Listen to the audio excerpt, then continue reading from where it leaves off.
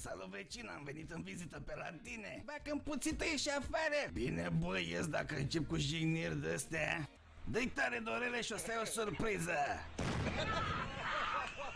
O, ce băiat frumușel ești, îți stă bine pe albastru. Elifie, pisicile astea nu se sperie de castravetele meu. Fă tu un zgomot puternic.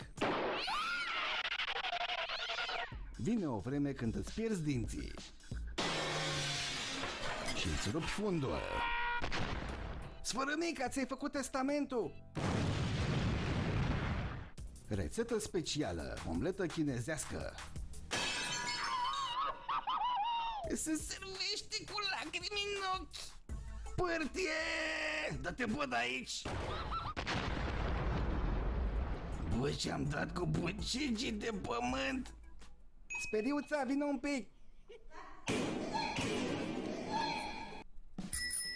Hei, stai un pic, dă și mie bicicleta aia să mă plimb un pic. Sau și mai bine, ia-mă tu, încărcă și plimbă-mă. Băiatul, mă auzi? Mu!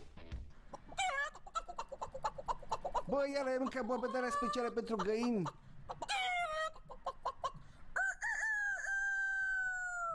Hei, linge lapte, uite-te în spate, ți-am adus un cadou, surpriză! Salut, sunt cel mai șmecher, sunt cel mai cool, sunt cel mai gras. Nu poți să ies din mașina asta puțită. Gata bă, Dorela, e reparat aici? Da, șefă, puteți să apăsați cu toată încrederea. Vă place, șefă? Ai grijă, piftie! Stai bă liniștit că eu nu cad ca toți proștii. Hai iubito, sar că sigur te prind.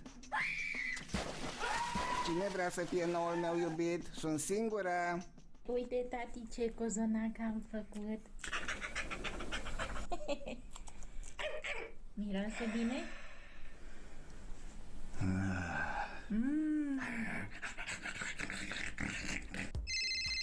Șeful, sună curierul ăla idiot. Vrea să